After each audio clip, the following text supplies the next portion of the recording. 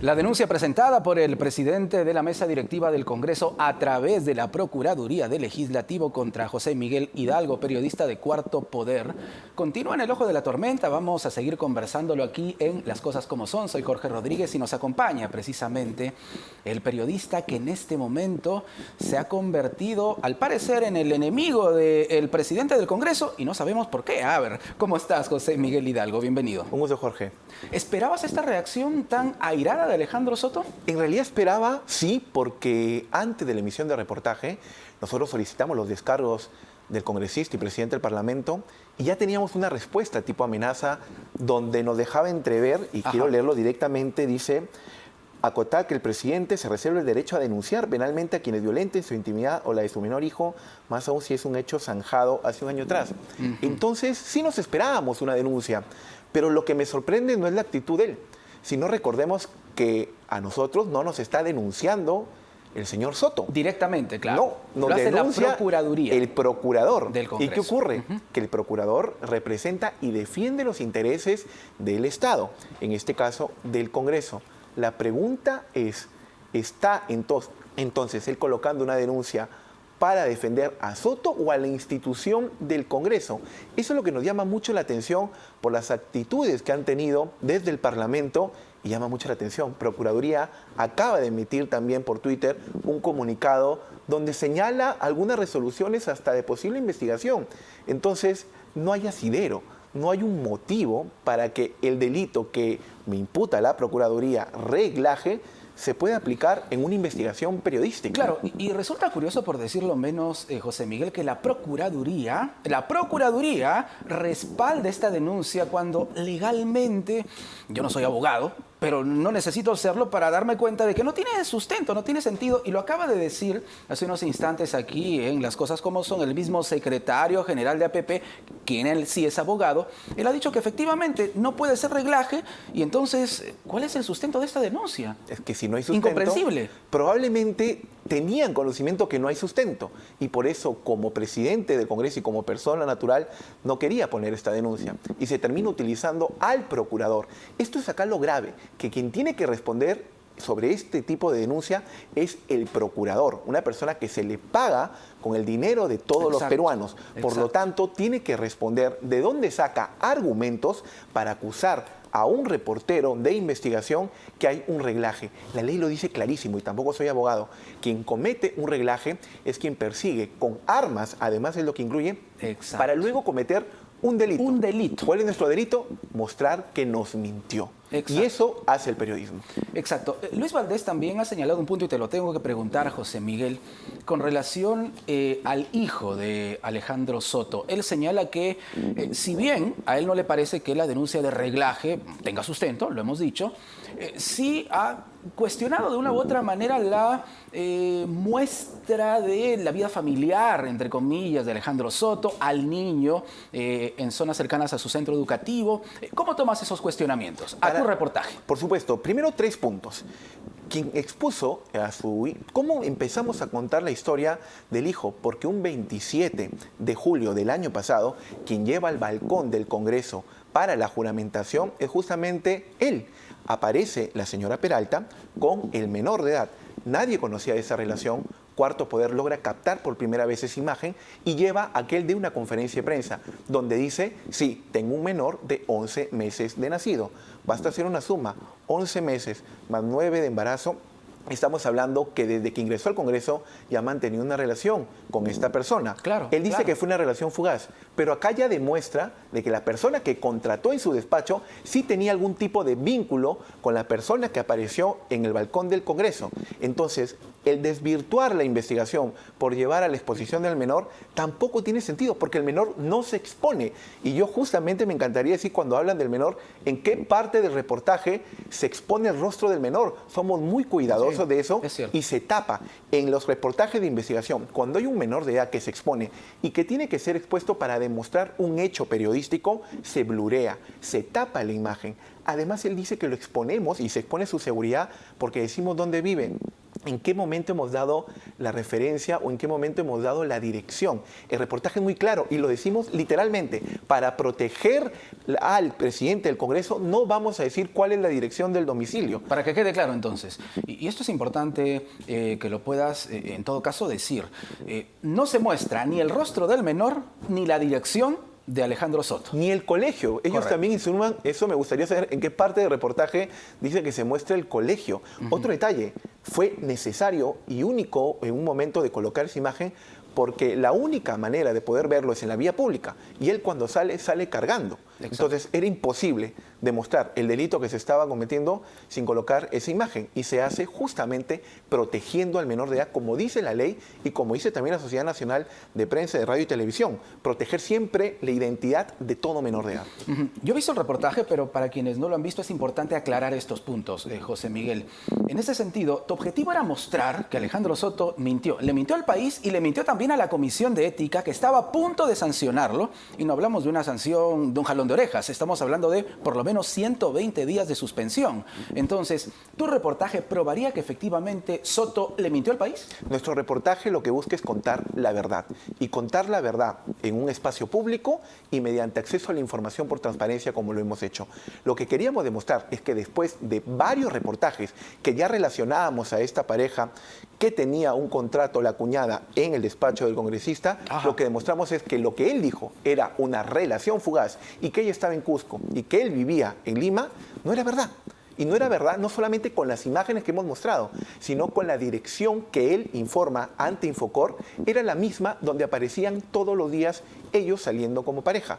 Entonces, lo que demuestran estas imágenes es que no nos contó toda la verdad. Lo que dijo que era una relación fugaz o lo que dijo que no mantenía ningún tipo de contacto, claramente las imágenes demuestran lo contrario. Claro, que hay que señalar también que lo de la relación fugaz fue una declaración totalmente desafortunada, que tiene que ser rechazada por todos, y mucho más tratándose de un presidente de la mesa directiva del Congreso. Pero lo dijo él, lo dijo el mismo Alejandro Soto. Por un argumento ante la Comisión de Ética. Exacto. La Comisión de Ética, cuando investiga, recibe un informe donde le dice a Recursos Humanos que al no existir formalmente una relación, es decir, no hay un matrimonio, no hay una prueba de convivencia, porque la convivencia también se considera como un tipo de relación, no se le puede denunciar y por lo tanto la contratación de la hermana de la madre de su hijo no tenía ningún problema.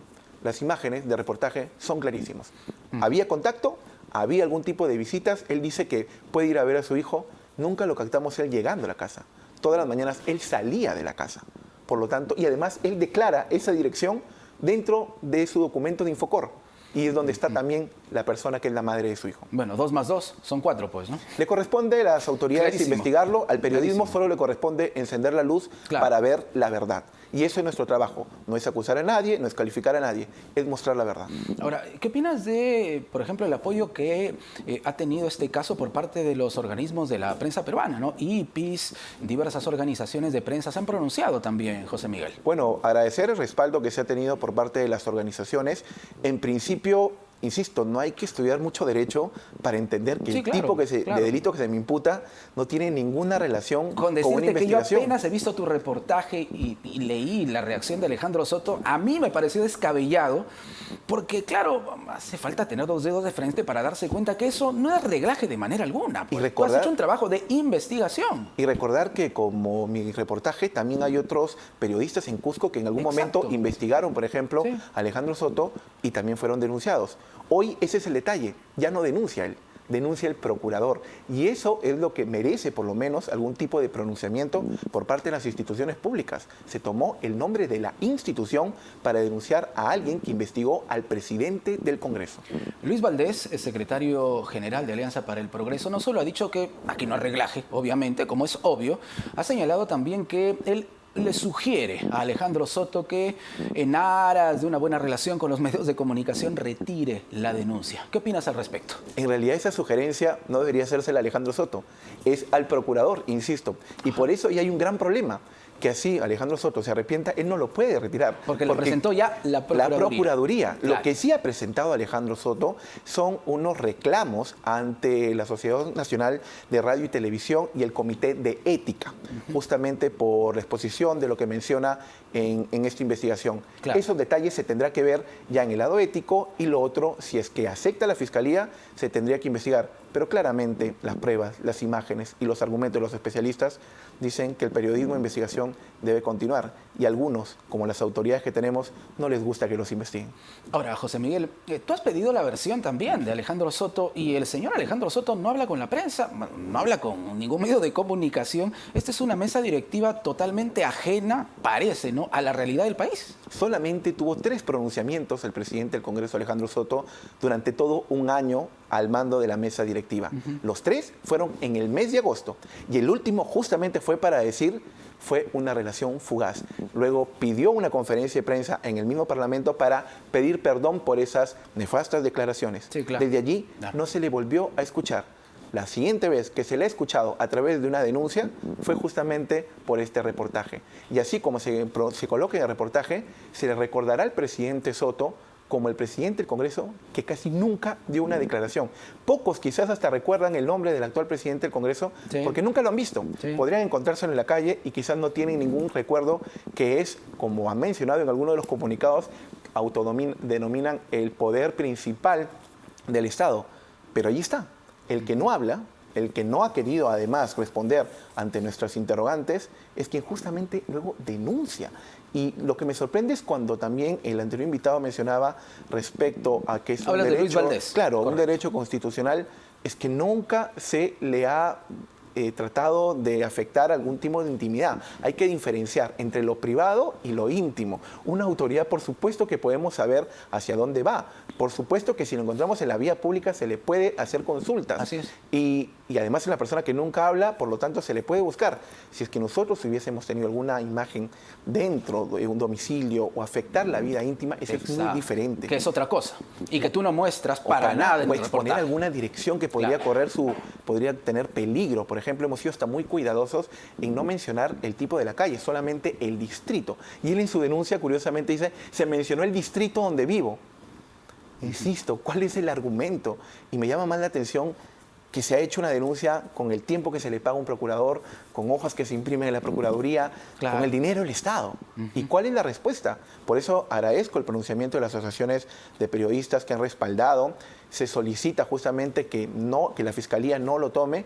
Insisto, para mí o para nuestro equipo de investigación, porque este es un equipo en Cuarto Poder que hemos hecho reportaje, tenemos para defendernos. Lo que nos sorprende es que nos defendemos ante la Procuraduría, no ante Alejandro Soto. ¿Vas a presentar personalmente algún tipo de recurso legal, si se quiere? Formalmente no hemos sido notificados de nada, porque mientras la Fiscalía no acepte la denuncia, no va a notificar. Es decir, el paso primero que tiene que ocurrir es que la Fiscalía diga, bueno, hay argumentos para iniciar una investigación, y si lo decide así, recién nos notifica.